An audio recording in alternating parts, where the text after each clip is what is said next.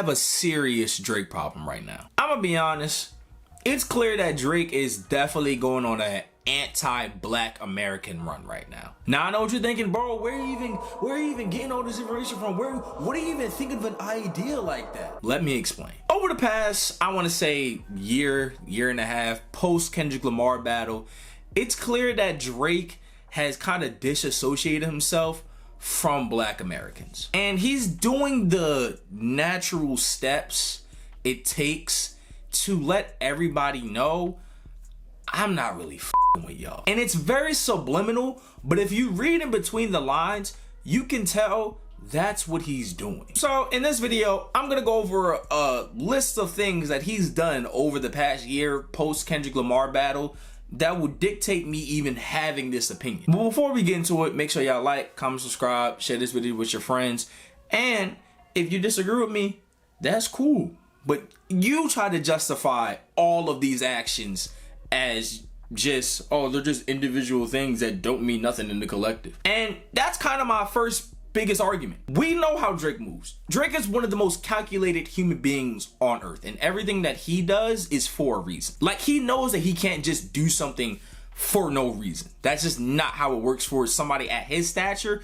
He can't move like that anymore. So the moves that he has been making are very intentional. And Drake is a sly guy. He's a sneaky guy. So he always does stuff sneakily under the radar, where it's little jabs here and there that kind of add up to big things. But he's also one of those people that doesn't want to fully address the situation unless somebody fully addresses him that he deems worthy of, I guess, being addressed. Which is why he does subliminals to 7,000 rappers, which is why he did 7,000 subliminals to A$AP Rocky and Kendrick Lamar for over, like, what, 10 years? And never once tried to really acknowledge their presence when they tried to respond to him. But let's get into another reason. And this reason is more of the tragic mulatto case. Kendrick Lamar's whole beef with Drake, well, not whole, but a part of his beef with Drake, and that was really highlighted on Not Like Us, is that Kendrick Lamar feels like Drake wants to be black when it's convenient for him. And that is something that a lot of black people feel like when it comes to biracial people in general, where they feel like they decide when they're gonna be black when it's convenient for them.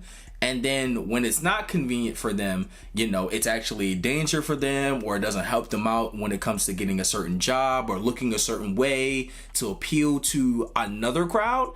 They want to disassociate themselves from the blackness. And that's what Kendrick Lamar feels like Drake does. And let's be honest, everybody in the black community, for the most part, kind of knows that. Like, it was one of the unspoken things because we all like Drake music. Like, there's a lot of unspoken things that we just have in our community. Diddy was another one where a lot of black people underlyingly knew Diddy was kind of a piece of shit and possibly, but nobody cared because he was this bright shining star in media, and who are we to try to tear down a black man when we don't really have a lot of those figures at that level anyway? And the same thing that they do for R. Kelly. Like, it's a slew of things that we just don't like to say out loud because it can have a detrimental effect on our community. Therefore, when Kendrick Lamar finally pointing it out, and not even finally, because he's not even the first one to say that, it's just everybody's going to agree with Kendrick Lamar because he's Kendrick Lamar. The entire black community was like, I mean, yeah, we knew this, so we rocking with Kendrick, big dog. And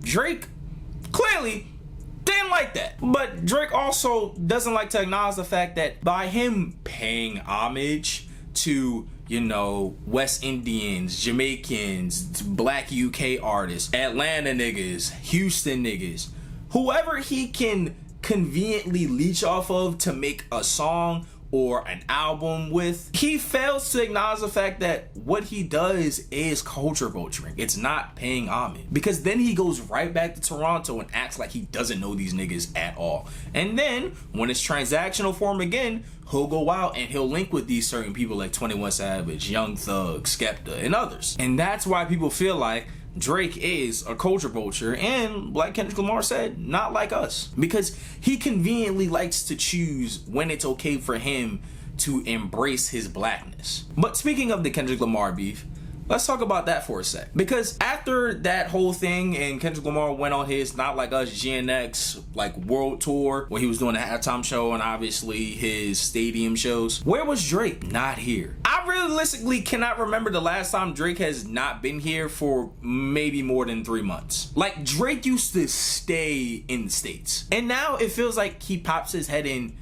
every once in a while, but he only goes to like certain places to see certain people. And I'll get back to the certain places and certain people in a sec. But after that beef, Drake immediately went overseas, went to go bang with the Germans, the Europeans, the Englands. He went to go bang with all of them. He also was just conveniently on tour at the time too, and he did a couple shows over there as well. But you can tell in that video where he was partying with the Europeans, it was like he hates us right now.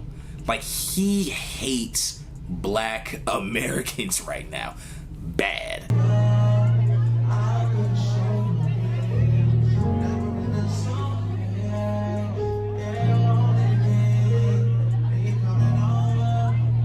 You could just see the disdain in his face that he has to party with these European white girls that he really doesn't want to party with, but he needs to feel like he's accepted and loved by somebody. And so when he feels like he's no longer accepted and loved by black people, a culture that he never really wanted to truly wrap his arms around with and never really, you know, embrace. Now that he feels like we turned our back on him, he's like, all right, cool, I'm gonna turn my back on y'all, I'm gonna go bang with the whites. And it's like, okay, we see how you move. But cool. Nobody really talked about that, really, for the most part. It was just like, I mean, that just looks like a normal Drake thing. But the next point I want to bring up is him and his Kick deal. Now, I know that he's been on Kick for a while, mainly because he has a sponsorship with Steak and he can't be on Twitch while having a sponsorship with Steak, obviously. But we all know what Kick is, and we all know what Kick stands for, and we all know the people that are on Kick for the most part. So if you're still one of those people that believe that Kick is not as bad of a platform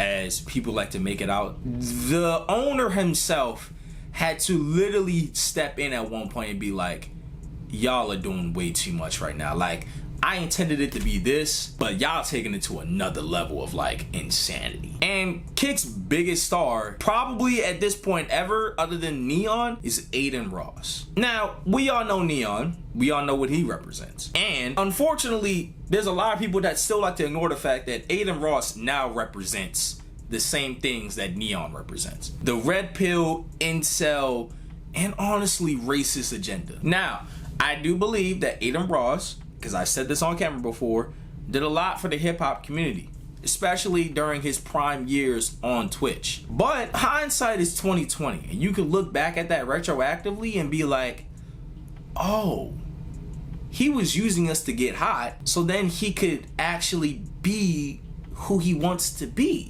We got duped again. It's the same thing with every culture vulture rapper that uses hip hop to get hot and then go do their white shit. We see Miley Cyrus do it. We see Post Malone do it. Like, we've seen countless people do it. And it's like somebody of Aiden Ross's, I guess, stature or ilk who literally benefited from 2K, which is predominantly black people on that game, and hip hop, which is predominantly black people, to now switch up and be super MAGA and, you know, blur between the lines of, yeah, I might be MAGA, but I'm not racist type of thing. And Drake now aligning himself with that. If you can pick up what I'm putting down now. But it's like, even that, it's like, you know what? Fine. This is just you embracing another young streamer. You did it with Speed. You did it with Kai Cenat, even though y'all canceled y'all stream on Twitch for some reason. But it's like, you know what?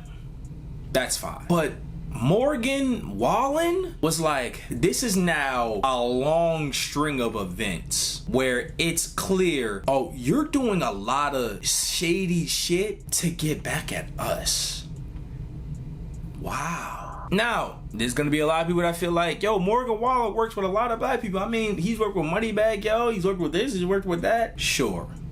Whatever. We all know what Morgan Wallen is. We all know what Morgan Wallen stands for. There's a reason why black people like Jelly Roll and not Morgan Wallen.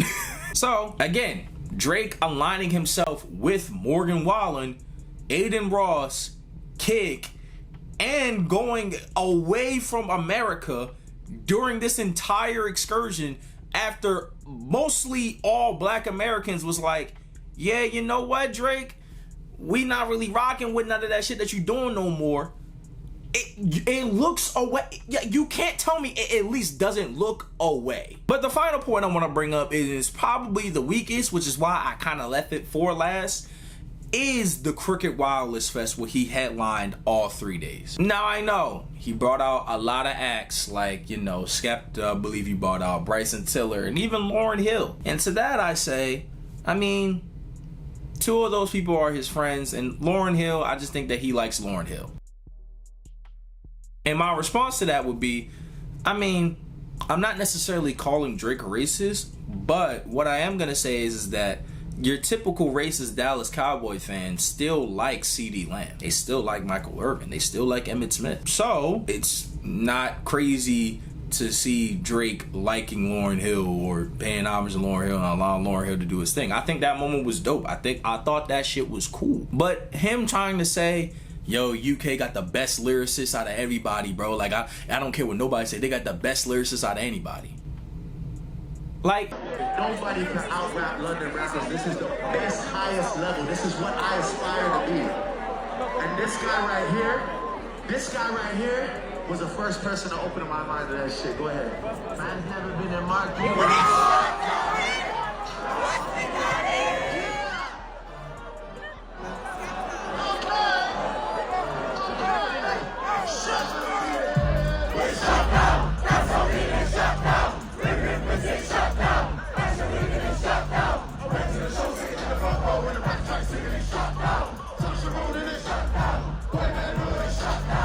when you have a long history of being anti-black the past year, and then you say something like that, it's like, yeah, as an isolated event, that could just be used as crowd service. But when you combine them along with the other events that have happened since Kendrick Lamar absolutely whooped your ass, like, hey man, look, I feel like it's self-explanatory that I don't need to get into the fact that most people deem the best lyricists to be not only, you know, from America, but black Americans. Rakim, LL Cool J, RZA, Ghostface.